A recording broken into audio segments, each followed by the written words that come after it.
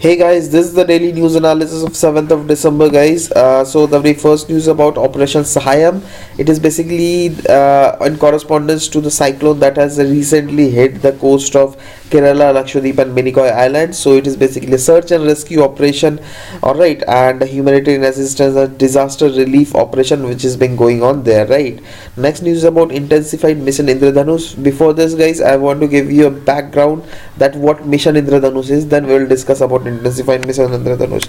Actually, Mission Indradhanush is an immunization program which has been focused to cover the children's up till age of 2 as well as pregnant women who are left uncovered under the earlier immunization programs. All right, but it was seen that and in this Mission Indradhanush there was 7 vaccination which were earlier there, but since time went by, many vaccination has again been added, so it is not just 7 vaccination.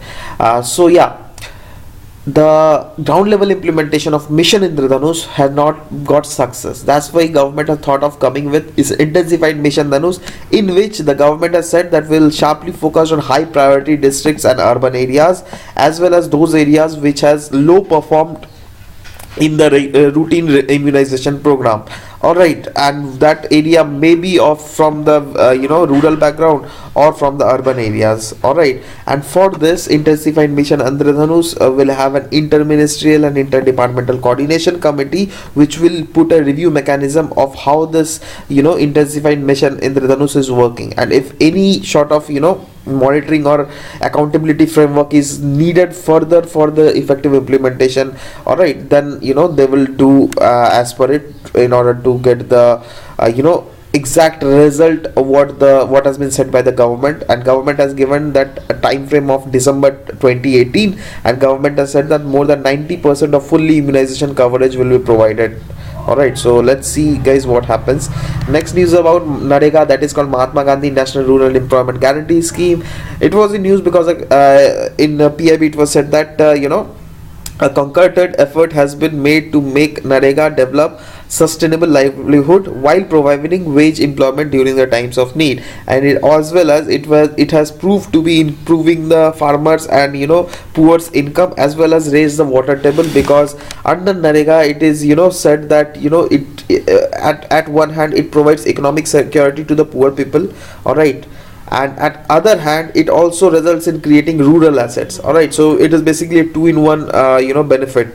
And a few other construction things that are being done under this NREGA project by the poor people are toilet construction, solid and liquid waste management system, compost pits, roadside plantation, construction of Anganwadi centers, etc. So if you read about NREGA, what is it? It is a national rural it comes under National Rural Employment Guarantee Act 2015, and it mainly aims to enhance the livelihood security of the rural areas by providing them at least 100 days of wage employment, and this employment will be given to each and every household within the distance of 5 kilometers of the applicant's residence, and a minimum wage is also to be paid.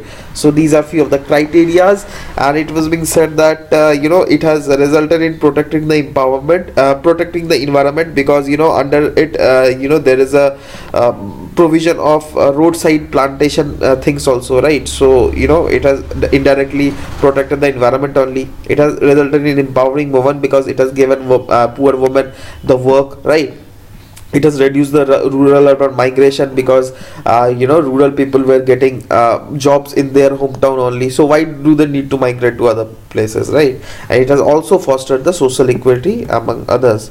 Next given news is about Sentinel Satellite. Actually, Sentinel Satellite, which is a European satellite tracking the level of air pollutants. The mainly work of the Sentinel satellites is to track the air pollutants, and it was in news because recently it has focused on the power plants in India, and it has found that pollution runs from north of Patna in Bihar to south of Raipur in Chhattisgarh, right? So let's see about Sentinel Satellite in a brief, guys.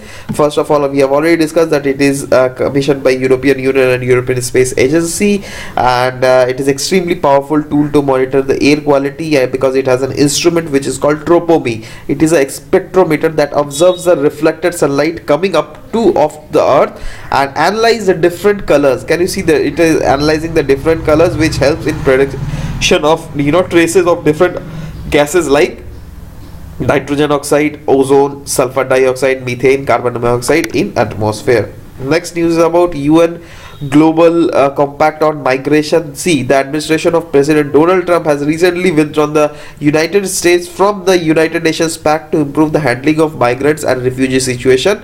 All right, and the reason being put forth by the United States, that is United States President Mr. Donald Trump, is that the pact has earlier undermined the sovereignty right of the country. All right, and for this, they couldn't secure their borders to the extent which was they could have done earlier before this global pact, right? So it is being said that it is not correct thing which is being done by the US presidency, because it has probability to create domino effect in other countries also, because US have backstepped, so other countries might backstep. All right, and the role of US is very much critical because it is the world superpower, all right, as of now. And US is very critical, and it has historically and generously welcomed people from all across the globe and remains to the homes of larger number of international migrants in the world. Because if you see the history of United States, it is made from the people of other countries only, from the people of Europe or Africa, right? So it is basically a mixture of different migrants, right? And in that situation where it itself is a mixture of different migrants, and it is taking decisions which are not conducive for which are ethically and morally not correct. So that is not done, and that has huge probability of creating a domino effect. And in the New York Declaration of Refugee and Migrants, which is being adopted in September 2016, the General Assembly has decided to develop a global compact for safe, orderly and regular migration. This is what we have, second last point, we have read about the United Nations Global Compact on Migration. What is it all about? And it is being framed with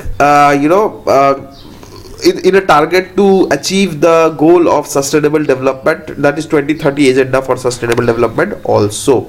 Okay, next news is about Asian Harmonization Working Party. Actually, this 22nd conference of this party has been recently inaugurated in New Delhi. All right, and it is being conducted by Central Drug Standard Control Organization, National Drug Regulatory Authority of India, as well as Ministry of Health and Family Welfare. And the main aim of it is to develop and recommend the approaches for the convergence and harmonization of medical device regulation in India. Because somewhere it is being seen that at a time when the medical sector is growing at a very fast pace, so there is not harmonization in medical device regulation in India, in Asia, all over Asia.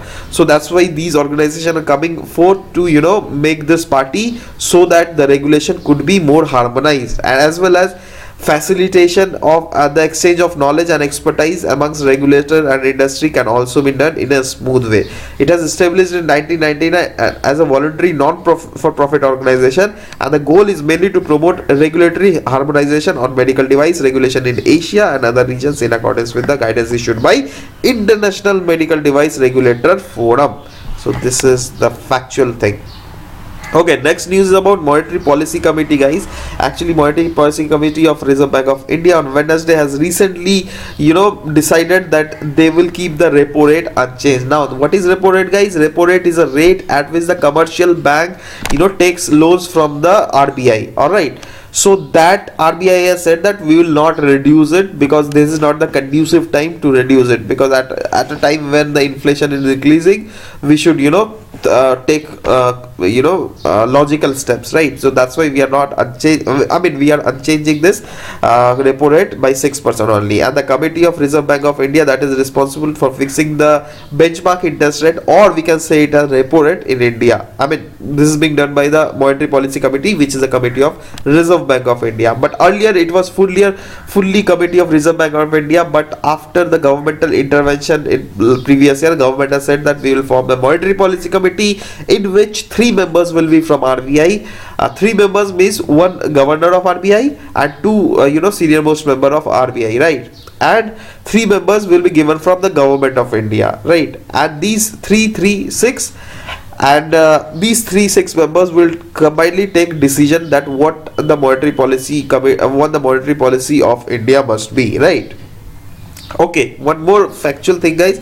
The governor of Reserve Bank of India is the chairperson, ex officio chairperson of the committee. Means the person whosoever becomes the governor of Reserve Bank of India, he automatically becomes the ex officio chairman of the monetary policy committee. And it was created in 2016 to bring transparency and accountability in fixing the India's monetary policy. So these are few of the factual things which we should learn, because that these things might come in handy in your paper, right? They might directly ask you that who is the ex officio chairman of monetary policy committee, right? So yeah, guys, this was all about it. We'll meet it to tomorrow's class. Till then, bye bye, take care, and thank you for listening to me, guys. Thank you very much.